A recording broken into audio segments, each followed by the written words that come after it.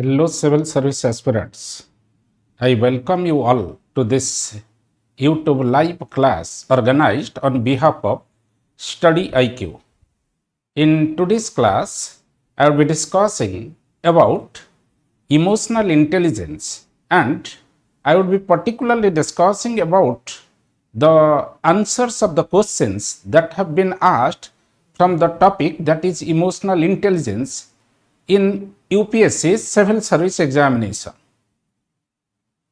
पिलामाने तम मानको स्वागत करुछि स्टडी आईक्यू प्लेटफॉर्म को।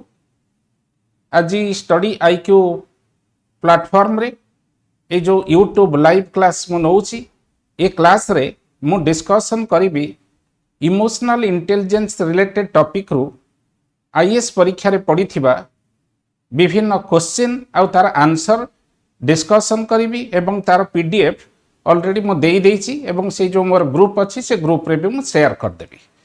सो before going to the question that have been asked in UPSC civil service examination, first of all I want to tell you the fact what emotional intelligence is all about.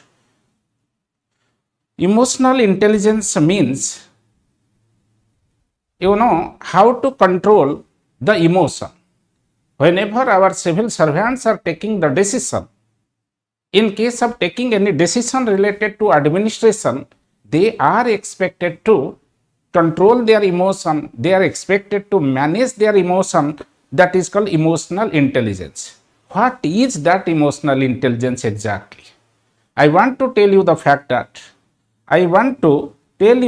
that emotional intelligence means that is, you know, the storehouse of emotion is our heart, and the storehouse of intelligence is our head. Head is the repository of intelligence, and heart is the repository or storehouse of emotion. So the intersection between head and heart, that is called emotional intelligence. पिला माने diagrammatically मो बुझे दउची जे तमे जानिच जे emotion रो store house होची हमर heart. Heart is the store house of emotion. एटा हला heart, and the storehouse of intelligence is our head. Head हला storehouse of emotion. तनो हार्ट आउ हेड भितरे जोटा कॉमन एरिया ऑफ इंटरसेक्शन सेटा होची तमरो इमोशनल इंटेलिजेंस. ए पोर्शन टा को हमें कहिबा emotional intelligence. Intersection between head and heart is called emotional intelligence. माने जेते बळे मनुष्य इमोशनल इंटेलिजेंस अप्लाई करिवो सेते बळे तार हार्ट काम करिवो एवं तार हेड अर्थात ब्रेन काम करिवो. दीटा जानकर इंटरसेक्शन रे सी इमोशनल इंटेलिजेंस प्रोड्यूस करिवो, and emotional intelligence would eventually contribute for taking the right decision in right situation at right time in the right direction. That would become emotional intelligence. कौन सेटा मु बुझे दोची पिला माने तमर जदी किछि बुझेया भितरे जदी तमर किछि डाउट आसीबो तमे मते पचारिबो. एठी जो मेसेज अछि मेसेज बॉक्स रे तमे लिखि दबो मेसेज. तमर मेसेज देखि कि मु तमर क्वेरीज को आंसर कर देबी. ओके, तेनो सेटा होची इमोशनल इंटेलिजेंस. पिला माने दिने समय थिला इमोशन टाको नेगेटिव सेंस रे भबा जाउथला जे we are expecting that emotion should not be displayed in public place. A person is expected to get rid of emotion. गोटे समय थिला जतळे हम एई कथा भाबुथले पब्लिक स्फीयर रे इमोशन देखैबार आवश्यकता नाही. पब्लिक स्फीयर रे इमोशन थारु गोटे ऑफिसर टे बा पब्लिक सर्वेंट टे बा सिविल सर्वेंट टे दूरे के रहिबा उचित. But time started changing. जतळे समय बदली गला 20th सेंचुरी रो शेष बेलू चिंता कराला साइकोलॉजिस्ट माने कहिले नाई पब्लिक प्लेस रे भी इमोशन देखे हबो with a good intention with a good objective सेटा होची तमरो इमोशनल इंटेलिजेंस जे कोन सेटा इन डिटेल मु कहूची जे इमोशनल इंटेलिजेंस उपरे बहुत साइकोलॉजिस्ट माने काम करिसंती ता भितरु मोस्ट इंपोर्टेंट साइकोलॉजिस्ट हेले डैनियल गोलमैन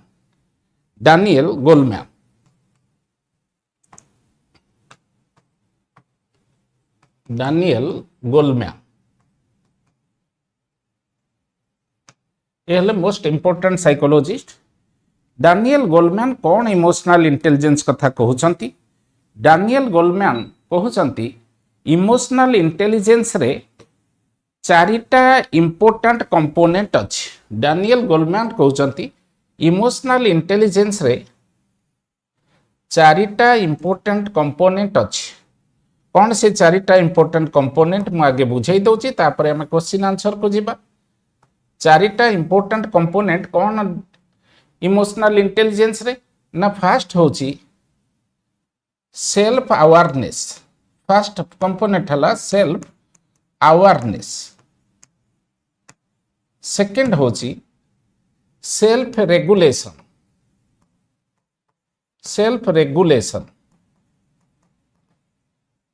एटा फर्स्ट कंपोनेंट सेकंड कंपोनेंट एटा थर्ड कंपोनेंट होची social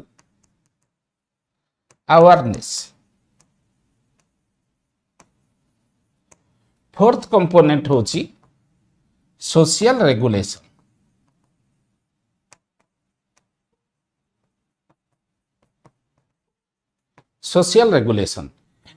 So, as per Daniel Goleman, these are the four important component of your emotional intelligence. Emotional intelligence रो ये चारिटा प्रधान component प्रधान अंश होची एटा कौन से इमोशनल इंटेलिजेंस मु कहूची पिला माने तमे एडमिनिस्ट्रेशन रे जॉइन करिवो आईएएस ऑफिसर हे कि बा ओएस ऑफिसर हे कि बेले बेले कौन हबो तमे जो जगह रे पहुंची धर साइक्लोन हेची अर्थक्वेक हेची लोकमानक प्रॉपर्टी सब डिस्ट्रॉयड हो जाइची लोकमानक पाखरे रिलीफ पहुंचीबारे लेट हेची सेठी तमे जाइकी पहुंचीला बेलू तमे एडमिनिस्ट्रेशन तरफ जाइछ गवर्नमेंट तरफ गवर्नमेंट रिप्रेजेंटेटिव हिसाब रे आईएएस बा ओएस ऑफिसर माने जाइछ सेठी लोक माने खाया पाई नथिबे दिने दि दिन उपास रे थिबे से माने तुमको देखिले से माने रागी की थिबे गाली देबे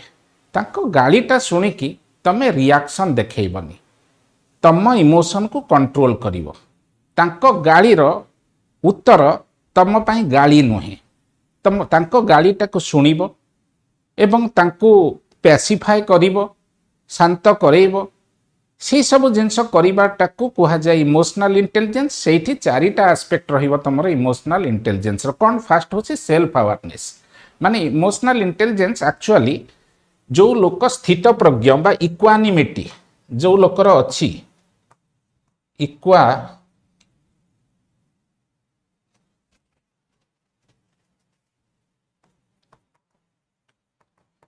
इक्वानिमिटी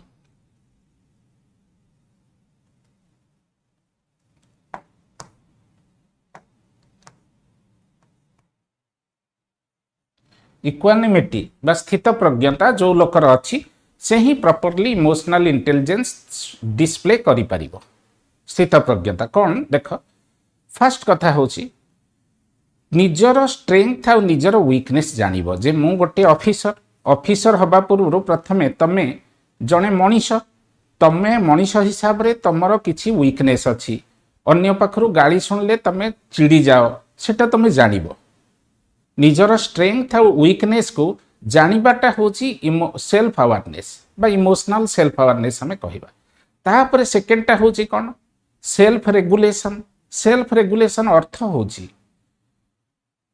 तमे उत्त्यक्त हो जाओ अन्य पाखरु गाली सुनिले तमे बहुत खुशी हो जाओ अन्य पाखरु प्रशंसा सुनिले एटा को केमिति कंट्रोल करिवो that is called self regulation बुझे होची तेनो सेल्फ अवेयरनेस अर्थ knowing your strength and weakness related to emotion. Self regulation means developing the ability of controlling your emotion. तापरे थर्ड कंपोनेंट आसीबो social awareness. What is social awareness? Social awareness माने लोकंकर emotion को बुझीबो. लोकंकर कोन emotion? Cyclone हेची, flood हेची, अर्थक्वेक हेची, लोक कर प्रॉपर्टी डैमेज हो जाइछि, घर भांगी जाइछि, दिने हे गलानी से माने खाई नाहंती. तेनु एमती अभुक्त अर्धभुक्त रहिथिबा लोक मानकर राग हबाटा स्वाभाविक. एईटा को बुझीबा होची सोशल अवेयरनेस. बुझे होची ना नाही? People whose property have been substantially damaged, people those who have not been fed properly for the last 24 hours, it's very natural on part of them to become angry and shout towards the officer who is representing the government on the spot. यही जिनिसटा को बुझीबाटा होची social awareness. तेनो social awareness लगी गोटे officer पाखरे एम्पाथी रहिबा दरकार. एम्पाथी social awareness लगी गोटे ऑफिसर पाखरे एम्पाथी रहिबा दरकार. कौन एम्पाथी? मु आउ गोटे क्लास स्टडी आईक्यू तरफ जोटा नहीं आज तो 24 क्लास मु नौची. विभिन्न क्लास आगुरु नहीं से गोटे क्लास रे मु कहिछि in detail what is pity, what is sympathy, what is empathy, what is compassion, what is altruism. ए पांचटा कांसेप्ट को लिंक करके गोटे क्लास रे कहिछि. तेनो सेटा तुम देखिदेव. मु खाली एठी कहि जोछि empathy means putting yourself imaginatively in the condition of other people. वर्तमान तुम फ्लड अफेक्टेड एरिया को जाइछ बा साइक्लोन अफेक्टेड एरिया को जाइछ. तेनो तमे निजुको ओएस ऑफिसर हेइथिले भी, तमे आईएएस ऑफिसर हेइथिले भी निजुको आईएएस ऑफिसर आ ओएस ऑफिसर बोली न भाबी तमे निजुको भाब मु एई एरिया रे अछि, मो घर भांगी जाइछि, मोर पिला माने 24 घंटा हलानी खाइया पई पाई नाहंती. ताहले मु कोन करि थाती? जदि सरकार को तरफ ऑफिसर आस्थाना मु ताको गाली देई थाती. तेणु ए लोक माने मते गाली दउछन, गाली दियंतु, मु सेथरे रिएक्शन करिवार नाही. This is called empathy. So by applying empathy you would be able to develop social awareness. तेणु लोक जेतबेले गाली दउचंती, गाली दबाटा जस्टिफाइड बोली कि तमे फील कल. वर्तमान लोकंकर गालीटा को केमिति ताली रे रूपांतरित करिवो, गालीटा को केमिति ताली रे रूपांतरित करिवो, सेटा होची तमरो सोशल रेगुलेशन. कोन? लोक मानकु कहिवो, लोक तुम गाली दउचंती, लोक मानकु कहिवो जे आपण माने मते गाली दबा जस्टिफाइड, कारण आपणकर घर भांगी जाइछि, आपणकर प्रॉपर्टी डैमेज हेछि, आपणकर पिला माने 24 घंटा हलानी खाइया पई पाई नाहंती. तेनो जेहेतु मु लेट रे सरकार प्रतिनिधि हिसाब रे आसिकी पहुँचुची, आपण मते गाली दबा किछि जस्टिफाइड, मु आपणक गाली की ताली सदृश ग्रहण करुछि, एही कथा कहिबो. आपणकर गालीटा जस्टिफाइड, मु आपणकर गाली की चंदन भलिया ग्रहण करुछि, फूलमाଳ भलिया ग्रहण करुछि, ए कथा कहिदेले गालीटा हठात ताली रे रूपांतरित हो जिवो. कारण तमे सब धरिके आस रिलीफ मटेरियल लोक को दब, गाली शुणिब, गाली शुणला बेले भाबिबनी जे मु तो आईएएस पाई कि यूपीएससी मते सिलेक्ट करछि, मु आईएएस पाई के आसी कि मते ओपीएससी सिलेक्ट करछि, मु ओएस पाई के आसी ये के गाल दवा पाई. एटा मनरु दूरेई देकी, अहंकार आत्मबड़ीमा मनरु दूरेई देकी लोकंक जगारे निजुको इमेजिनरी वे रे जदि रखिकी इभालुएट करूच, you will develop the ability of having social regulation and you can convert the challenges into opportunity. This is called social regulation. तेनु डैनियल गोल्डमैन बोलिकी जो साइकोलॉजिस्ट आसिले, से साइकोलॉजिस्ट कहउचंती इमोशनल इंटेलिजेंस रे एमती चारिटा कंपोनेंट रहिछि. फास्ट है सेल्फ अवेयरनेस, सेकेंड है सेल्फ रेगुलेशन, थर्ड है सोशल अवेयरनेस, फोर्थ है सोशल रेगुलेशन. केते गुडे बही रे तमे देखिबो एम्पाथीटा को फिफ्थ कंपोनेंट हिसाब रे लिखा है. तमे सब फिफ्थ कंपोनेंट लिखले चलिबो, नले थर्ड कंपोनेंट रो पार्ट लिखिदेले सोशल अवेयरनेस लिखिदेले चलिबो. This is all about emotional intelligence. आमर ऑफिसर माने आईएएस ऑफिसर माने ओएस ऑफिसर माने इमोशनल इंटेलिजेंस रो अधिकारी हबा दरकार because if they are having emotional intelligence they will develop the skill of transforming the challenges of governance, the challenges of administration into the opportunities of administration. For that purpose, emotional intelligence is needed on part of public servant, on part of civil servant, all part of all the leaders, may be political leader, may be religious leader, may be administrative leader, may be business leader. तेणु यहाँ हूँ emotional intelligence shortcut रे मुझे कहीदेली emotional intelligence represents the intersection between head and heart. This is all about emotional intelligence. है पूर्व class रे detail मु पढ़ी थी एबे सर्टकट रे इमोशनल इंटेलिजेंस कहीदेली. एबे आमे आईएएस परीक्षा रे पढ़ी थिबा प्रीवियस इयर्स क्वेश्चन रो आंसर को डिस्कशन करिबा. दीटा क्वेश्चन पिला माने मु सिलेक्ट करिछि आज रो क्लास लगी यूट्यूब तरे से दीटा क्वेश्चन की देख दीटा क्वेश्चन बुझेई देबी तार आंसर कहि देबी से भला तमे परीक्षा हॉल रे आईएएस परीक्षा हो बा ओएस परीक्षा हो सेमती आंसर लिखिबो. एठी मु लिखि देछि इमोशनल इंटेलिजेंस डानियल गोलमैन को कथा. तापरे देख एठी चारटा कंपोनेंट एठी पांचटा कंपोनेंट लिखि देछि मु कहिना से जो तमर एम्पाथी टाको फिफ्थ कंपोनेंट हिसाब रे लिखि देछि. प्रकृत रे डानियल गोलमैन का मॉडल रे एम्पाथी टा थर्ड कंपोनेंट रो गोटे पार्ट. सेल्फ अवेयरनेस कोन मु बुझेई देछि. The ability to recognise and understand your own emotion mood and drives as well as their effect on others. निजको अवेयरनेस सेल्फ अवेयरनेस अर्थ या भाविब मु रागी जाए किंतु मु रागिबिनी. मु रागी कि जदि किछि कहिबी लोक माने रिएक्शन देखैबे से कॉन्फिडेंस टा रखिबो. This is called self awareness. Second होची सेल्फ मैनेजमेंट. निजर राग को कंट्रोल करिबो निजर इमोशन को कंट्रोल करिबो. अडैप्टेबिलिटी माने एडजस्टमेंट कैपेसिटी बढ़ेइबो. अचीवमेंट टारगेट ओरिएंटेड काम करिबो टारगेट ओरिएंटेड कथा कहिबो. ट्रांसपेरेंसी जोटा ठीक कथा जोटा सत कथा स्वच्छता गवर्नमेंट पॉलिसी रे जहाँ अच्छी ताकू देखैबो. This is your self regulation. Third रे आसला सोशल अवेयरनेस. सोशल अवेयरनेस रो लिखिछि देख definition the ability to understand the emotion need and concerns of other people माने जो लोकन को गहन रे तम काम करूछ. pick up emotional cues and feel comfortable socially. एठी आसला देख सोशल अवेयरनेस रे एम्पैथी रही गला. सोशल अवेयरनेस लगी तमर ऑर्गेनाइजेशनल अवेयरनेस आसला सर्विस ओरिएंटेशन आसला. लास्ट को रिलेशनशिप मैनेजमेंट मु कहली लोकन संग जेमिति कथाबार्ता कल सेथरे निजर लीडरशिप देखैलो हैला सेटा होची तमर social regulation. Fifth point empathy एटा हे लिखि देछि आज पार्ट ऑफ सोशल अवेयरनेस. एटा को लिखिले हबो बा सेठी थर्ड पॉइंट रे लिखि देला हबो.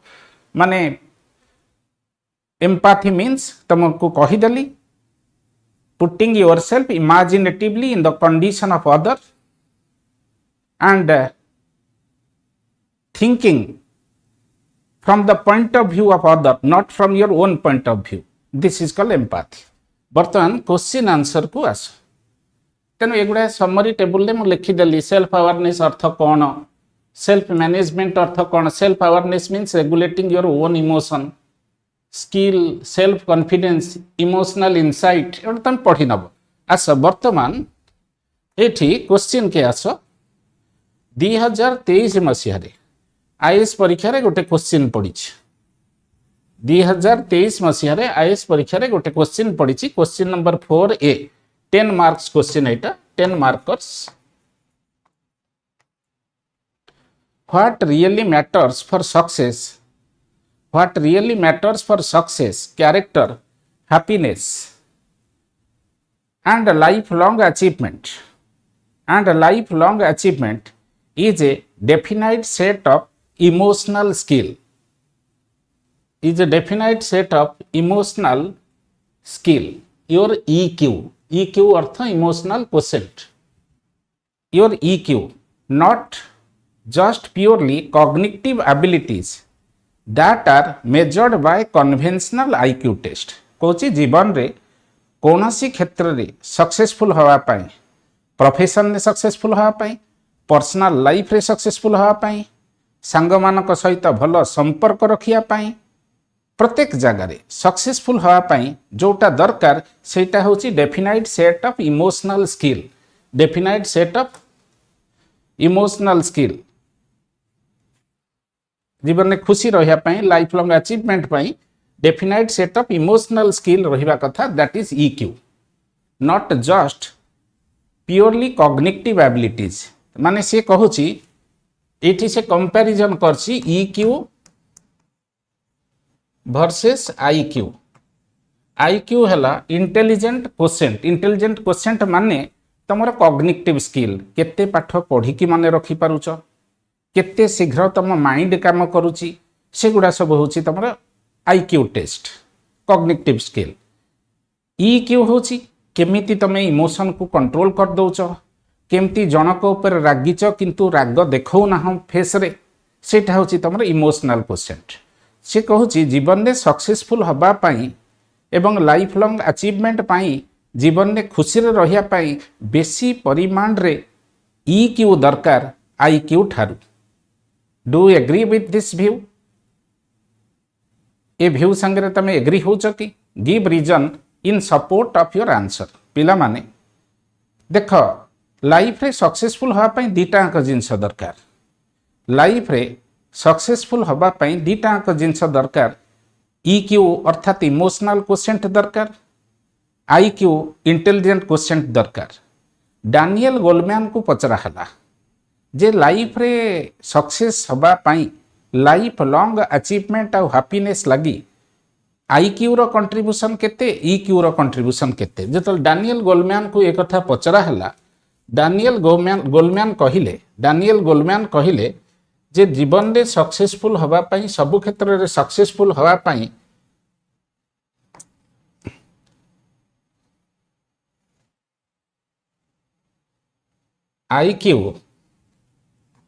IQ less than 20%, less than 20%, किंतु EQ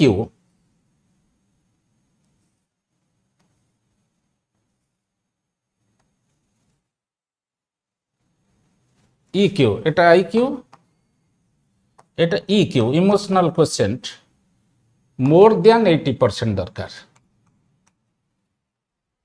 एक कथा डानियल गोलमैन कहछत.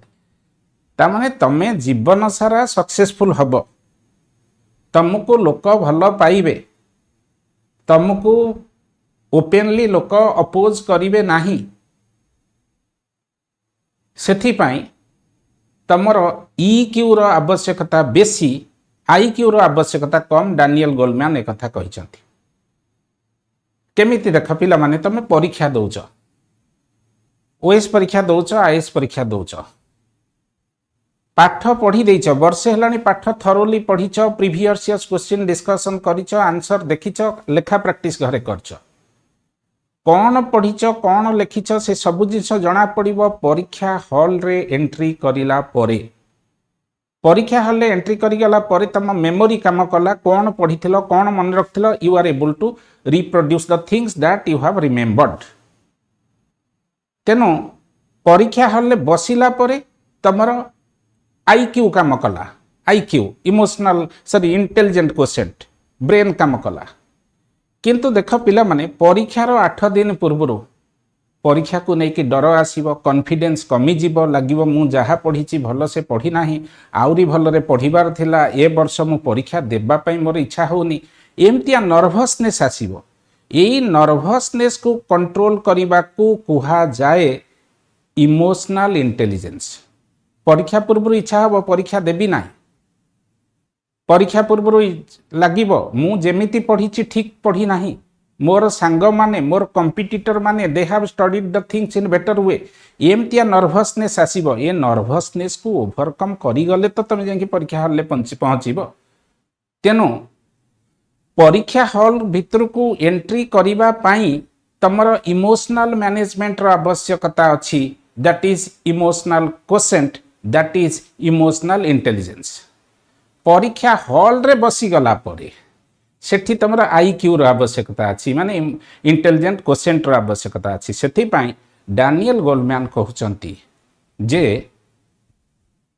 सक्सेस लगी लाइफ रे आईक्यू रो आवश्यकता अछि बट लेस देन 20% किंतु सक्सेस लाइफ रे सबु स्फीयर रे सक्सेस लगी ईक्यू रो आवश्यकता अछि ईक्यू माने इमोशनल क्वोशेंट और इमोशनल इंटेलिजेंस तार परसेंटेज होची more than 80%. All of you, I think, with this much discussion, with this much example, all of you might have understood the thing how emotional intelligence is more needed for success compared to IQ or intelligent quotient. Got it? सेटा देखो एठी मु लिखिछि से कथा से जो पचारछि question पचारछि कहछि do you agree with this view answer of yes I agree no कि yes I agree with the view that emotional intelligence plays a more crucial role in long term success character development happiness and lifelong achievement than IQ alone. While IQ may help in academic or technical problem solving, EQ governs how we manage ourselves and navigate relationships which are essential in real life situation. पिला माने मु एठी गोटे example देछि महात्मा गांधी कर example देछि केमिति महात्मा गांधी को पाखरे प्रचंड ईक्यू थिला सेथिपाई आजिका दिन रे सारा पृथ्वी रे जेते पॉलिटिकल लीडर जन्म होइचंती Mahatma Gandhi is unique Mahatma Gandhi is distinct Mahatma Gandhi is separate from all political leaders across the world as long as civilization persists on surface of the earth Mahatma Gandhi's name would be remembered because Mahatma Gandhi himself was the epitome of the repository of emotional intelligence.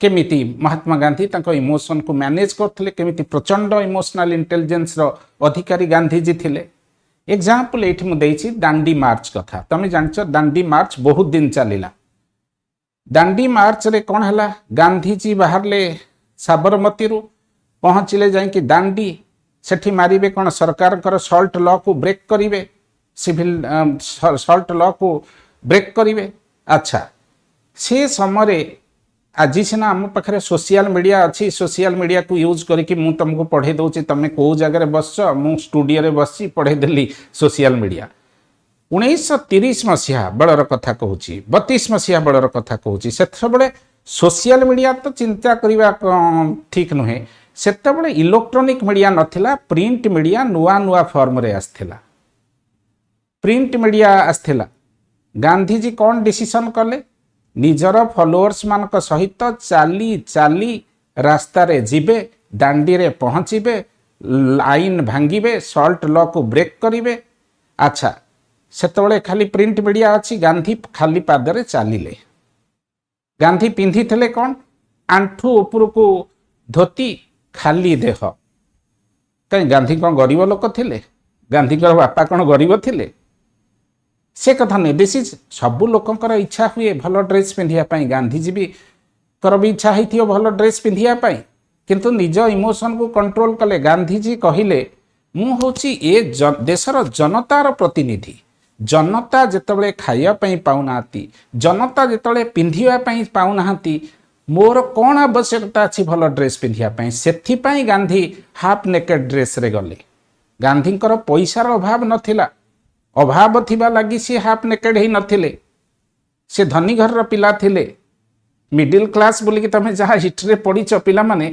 Middle class टा बहुत all inclusive concept आम देश रे ward member टे middle class प्रधानमंत्री राष्ट्रपति भी middle class police constable टे मिडिल क्लास को बिलोंग करे एवं पुलिस डीजी आउ होम मिनिस्टर होम सेक्रेटरी भी मिडिल क्लास को बिलोंग करती गांधीजी प्रकृत में हायर मिडिल क्लास रो लोक थिले तांको पाखरे पैसार अभाव नथिला लोकंक संगरे इमोशनली कनेक्टेड हवा पाई सी हाफ नेकेड ड्रेस पिंधुले निजको हाफ नेकेड करके रखिथिले तापर कौन है पादरे चली चली गले कहीं चली चली गले कारण गांधीजी जानी चलिले बहु समय लगे यही समय भितर मीडिया रिप्रेजेंटेटिव माने आसीबे गांधींकर फोटो उठेबे एवं जेतोले सत्याग्रही माने सॉल्ट लॉ ब्रेक करुथिबे सेतोले ब्रिटिश पुलिस माने तांको पिटिबे ए सबु जिनस खबर कागज रे पब्लिसाइज हब खबर कागज रे एगुड़ाक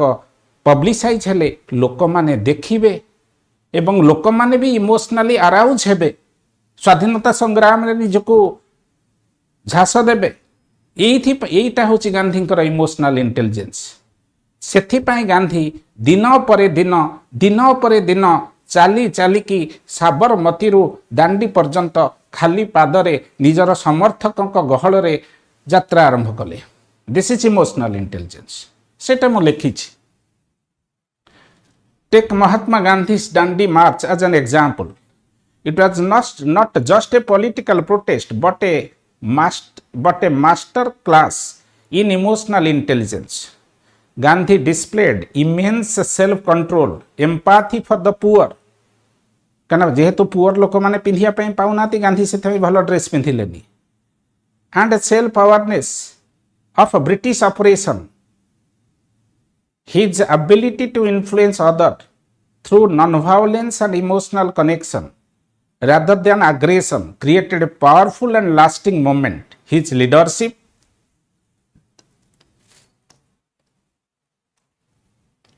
was not rooted in intellectual superiority. से निजको इंटेलेक्चुअली सुपीरियर बोली भाबु नथले से लोकंक संगरे लोकंक सहित मिसिक संग्राम करुथिले but deep emotional insight and moral strength एग्जांपलटा मु देछि तमे एटा देई परिबो गोटे इंपोर्टेंट अनाउंसमेंट पिला माने स्टडी आईक्यू तरफरु तमे जानिच स्टडी आईक्यू रे मु सोशियोलॉजी ऑप्शनल पढौछि ता संगरे सोशल इश्यू जीएस पेपर 1 पढौछि एथिक्स जीएस पेपर 4 कंप्लीटली पढौछि ता संगरे इंग्लिश एसे भी पढौछि तमे जानो आईएएस परीक्षा हो बा ओएस परीक्षा हो तार रिटिन रो वेटेज होची 1750 मार्क 1750 मार्क रु 1100 मार्क रो पाठ मु एकुटिया पढौछि स्टडी आईक्यू रे ता संगरे आईएएस परीक्षा एवं ओएस परीक्षा दुईटा लागि मु 1-to-1 इंटरव्यू कंडक्ट करूची एवं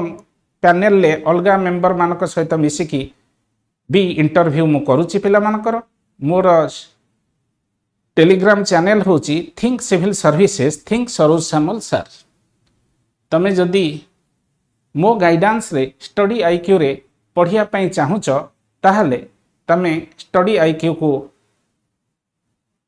आईक्यू रे जॉइन करि परिबो okay this is all about the formal announcement related to study IQ. Right now come to the discussion of the remaining part of the answer. तेनो सेटा मु एग्जांपल देछि आ गोटे एग्जांपल देछि इमोशनल इंटेलिजेंस रो किरण बेदींकर example देछि पिला मान देखो Mrs Indira Gandhi prime minister थिले दिल्ली रो गोटे जगह रे सेतल को किरण बेदी कोन थिले यंग पुलिस ऑफिसर दिल्ली रे थिले दिल्ली रो गोटे जगह रे प्राइम मिनिस्टर कर कार नॉन पार्किंग एरिया रे पार्क करा हैतला किरण बेदी थिले सेतले हेड कौन है जे वर्तमान किरण बेदी तो बहुत स्ट्रिक्ट वर्तमान कौन है किसी पुलिस ऑफिसर जाइकी कहिले प्राइम मिनिस्टर कार जोटा नॉन पार्किंग एरिया रे थिला सेठी जो लोक थिले प्राइम मिनिस्टर ऑफिस तरफ कहला ए गाड़ीटा नॉन पार्किंग एरिया रू उठे दियो नहले एटा टो अवे हे जीव टाणिकी निया हबो जेहेतु से लोक गुड़िक प्राइम मिनिस्टर ऑफिस संगे कनेक्टेड तुम तो जानिच प्राइम मिनिस्टर बहुत इन्फ्लुएंशियल इंदिरा गांधी माने गोटे से समय कहला India means Indira Indira means India केते पावरफुल मिसेस इंदिरा गांधी थिले से लोक माने सुनिलेनी तेनो पुलिस से एरिया रो एसएचओ स्टेशन हाउस ऑफिसर सी जाइकी कहला कहिबारु से सुनलेनी न सुनला परे किरण बेदी की कथा जणै दियाला किरण बेदी कहिले जे प्राइम मिनिस्टर कर कार टाकू टो अवे कर दियो माने जेसीबी लगे कि उठे कि नहीं जाओ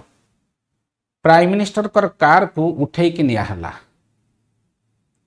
एटा छोटिया अपमान नुहे prime minister Mrs Indira Gandhi की तापर दिन सबू पेपर रे बाहरिला जे एमती प्राइम मिनिस्टर कर कार नॉन पार्किंग एरिया रे थिला एवं young energetic dynamic lady officer Kiran Bedi gave instruction for towing away the car of prime minister which was parked in non parking zone जेतले सबू खबर कागज रे बाहरिला obviously prime minister emotionally hot होइथिबे ना नाही प्राइम मिनिस्टर चाहिथिले किरण बेदी की ट्रांसफर कर देई थाते ना नाही राग होइथिबो ना नाही किरण बेदी को ऊपर प्राइम मिनिस्टर कर इंदिरा गांधी कर किंतु सेठी इमोशनल मैच्योरिटी देखैले मिसेस इंदिरा गांधी दी देन प्राइम मिनिस्टर कौन कले निजर सेल्फ अवेयरनेस निजर वीक पॉइंट कौन जानिले निजर तापर सेल्फ रेगुलेशन निजर वीक पॉइंट को निजर इमोशन को कंट्रोल कले सोशल अवेयरनेस किरण बेदी कथा चिंता कले अरे सी तो बहुत यंग एनर्जेटिक डायनामिक ऑफिसर सी जहाँ कर किसी भूल काम करना मु भी जदि किरण बेदी जगार था ऑफिसर टे ही था प्राइम मिनिस्टर कर कार था नॉन पार्किंग एरिया रे एवं कहवा सत्वे भी उठे न थाते ताले मु कौन से स्टेप नहीं था सेटा होची सोशल अवेयरनेस एम्पाथी अप्लाई करिकी Mrs Indira Gandhi social awareness पाइले तापर होची कोन सोशल रेगुलेशन चैलेंजेस टाको अपॉर्चुनिटी रे कन्वर्ट करिवाटा को कहा जाए सोशल रेगुलेशन कौन से कले ना वर्तमान सी न रागिकी मिसेस इंदिरा गांधी टो आवे हे गला फाइन देकी गाड़ी आसिला तापरे Mrs Indira Gandhi invited Mrs Kiran Bedi for a dinner party in her house बुझी होची तापर न खबर कागज रे बाहर so great Mrs prime minister is that without taking any revenge rather she appreciated the boldness the bravery of a young dynamic officer named Kiran Bedi बुझी होची ना लोक माने कहले केते बढ़िया prime minister Mrs Indira Gandhi एटा तंकर वोट बैंक पॉलिटिक्स रे ए जो गुडविल लोक मानकर जनरेट हला सेटा कांग्रेस को पावरफुल करैबारे एवं मिसेस गांधी कर पावर बढ़ैबारे सहयोग कला ना नहीं साहाय्य कला ना नहीं दिस इज इमोशनल इंटेलिजेंस राग उपरे कंट्रोल करिकी इमोशन उपरे कंट्रोल करिकी चैलेंजिंग सिचुएशन टाको केमिति अपॉर्चुनिटी रे रूपांतरित करिवो सेटा ही इमोशनल इंटेलिजेंस तुमको सिखाई दिए तेणु इमोशनल इंटेलिजेंस रे एमती चारिटा इंपोर्टेंट कंपोनेंट थाए फिफ्थ टा नाम लिखी सोशल अवेयरनेस रो गोटे पार्ट मु लिखी दैट इज होची एम्पाथी सेटा तुम लिखिले हम न लिखिक भी चार लिखिले चलो ओके एटा मु लिखी तेणु एग्जाम्पल गोटे देदेल तापर लिखिल दीज एग्जाम्पल्स कंक्लूजन को हम पढ़ी आसले these examples show that emotional intelligence empowers people to act with courage empathy and fairness qualities that define true success and character. In contrast, high IQ without emotional grounding can lead to poor relationship, stress and unethical decision. Therefore, nurturing emotional quotient is vital for a meaningful and impactful life. This is all about the answer. Hela. Teno 2023 मसीहारे जो 10 mark question पड़ी तार discussion आम करदे बर्तमान आउ गोटे question 2021 मसीह पड़ी तार आंसर आम डिस्कसन करवा 2021 मसीह क्वेश्चन नंबर 4B एटा भी 10 मार्क क्वेश्चन 2021 मसीहा आईएएस परीक्षा रे क्वेश्चन पड़ी 10 मार्क क्वेश्चन कौन in case of crisis of conscience does emotional intelligence help to overcome the same without compromising the ethical or moral stand that you are likely to follow critically examine कौन कहूँ जितेबले crisis of कंसीन आसे सेतबले emotional intelligence तुमको साहाय्य करे कि overcome करिया से crisis of कंसीन कौन से प्रकार कंप्रोमाइज मोराल स्टैंडर्ड संगे न करिकी क्रिटिकली एग्जामिन कर, क्रिटिकली एग्जामिन कर, एटा से पचार मैं देखी दिया भितर तुम जदि किसी डाउट लिखि तो आगे तुम डाउट क्वेरीज रिप्लाई दे दबा तापरे जिबा नेक्स्ट डिस्कशन को।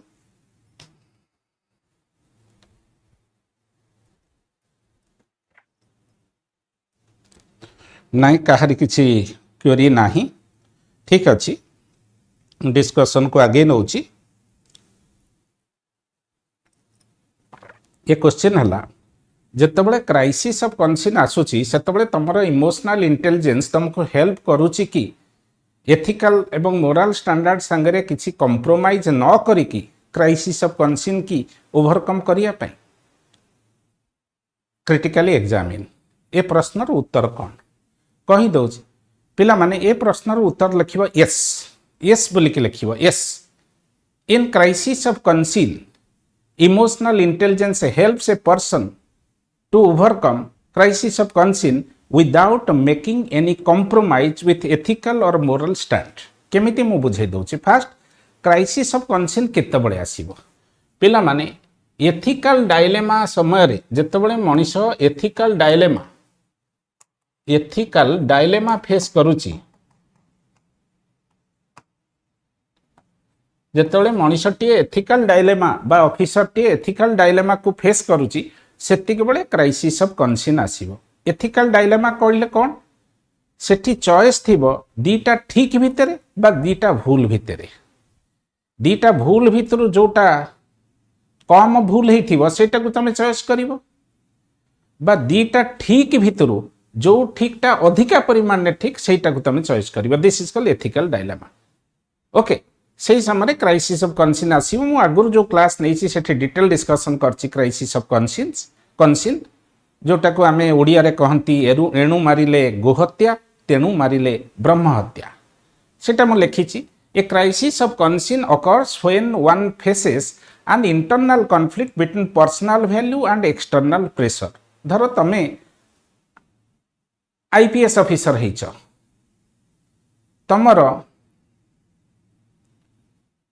तमे आईपीएस ऑफिसर हेच तमे जो जगह रे तमे वर्तमान ओपीएस रु प्रमोशन ओपीएस पाइच प्रमोशन पाइक आईपीएस हेच तेणु वर्तमान तमे जोठी एसपी अछ से जगह रे से एरिया रे बा से पाख सिटी रे टाउन रे कौन हेची जे गोटे कम्युनाल रियोट हेची। कम्युनाल रियोट रे बहुत लोक हणाकटा होचंती, बहुत लोक घरे निया लगे दिया हेची एवं सही समय आगुरु तुमर झीर बाहागर डेट फिक्स होता ठीक जिते चलती तुम एरिया रे कम्युनाल रियोट्स सांप्रदायिक दंगा सेतिक बेले झीर बाहागर फिक्स आगुरु होता तुम कौन जान दंगा हम बोलिकी तेणु कौन कर कम्युनाल दंगा पाखे रहिले कहीं एसपी हिसाब से आगे लॉ एंड ऑर्डर मेंटेन करवा तुम दायित्व सेटा कले झील बाहागर कथा बुझीपारानी से रही पारानी झील विदा है बेलू सेटा हूँ क्राइसिस ऑफ कॉन्सियस बुझी होची सेटा मु लिखी। ए crisis of conscious occur when one faces an internal conflict between personal values and external pressure। In such situation emotional intelligence, the ability to perceive, understand and manage emotion can play a pivotal role in navigating the dilemma without compromising on ethics and morality। हैला तापरे लिखिबो से emotional intelligence रो से जो चारटा component कौन self awareness, self regulation, social awareness, social regulation से लिखी से लिखिबो। से जो थर्ड कंपोनेंट रहिला सोशल अवेयरनेस से लिखिबो एम्पैथी, पब्लिक रो पॉइंट ऑफ व्यू, लोकंकर पॉइंट ऑफ व्यू रो बुझिबो लोक कौन चाहते एसपी पाखरु ए समय कारण झीर बाहागर सेटा मोर पर्सनल लाइफ रे आसी तेणु पब्लिक को लगी मु एसपी अच्छी जिते सांप्रदायिक दंगारे सहर जलुची लोक मैंने आशा करुचंती एक्सपेक्ट करुचंती मो पाखरु मु सेठी रहिबा दरकार लोक मान पाखे रहिबा दरकार झीर बाहागर अटेंड करिबा दरकार नुहे। एटा होची ए डिसीजन जतबेले नब मोरालिटी एथिकली तुम ठीक काम करूछ कना सेटा तो मु कहली एथिकल डायलेमा रे परफेक्ट सॉल्यूशन न थाए। एथिकल डायलेमा अर्थ दीटा भूल भितर गोटाए भूल चूज करिवो किंतु से भूलटा कम परिमाण में भूल होइथिबो बा दीटा ठीक भितर जोटा बड़ परिमाण में ठीक अधिक परिमाण में ठीक ताकू तमे चूज करिवो that is called yours but ethical dilemma. तेनु जेतबळे तमर एथिकल डायलेमा आसुची सेतिके बळे क्राइसिस ऑफ कन्सिन आसुची आउ क्राइसिस ऑफ कन्सिन की ओवरकम करिवा पाई निहाती एथिकल इमोशनल इंटेलिजेंस रा आवश्यकता अछि। एमतिया लिखिबो एग्जांपल मु देई देली सेटा हेठी लिखिछि देख सेल्फ अवेयरनेस कोन लिखि दबो मु तो बुझे देछि emotional self awareness.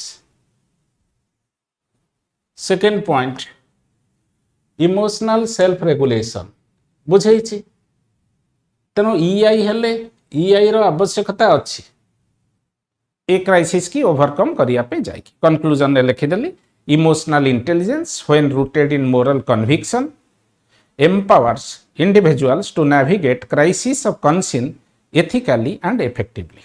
Okay, this is all about answer of the question.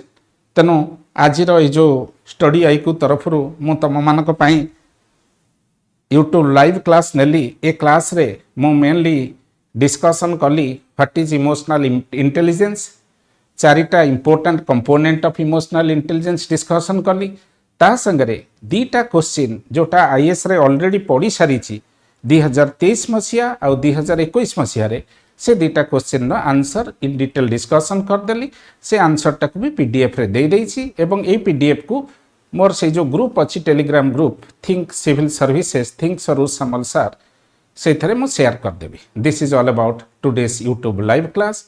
Wish you all the best.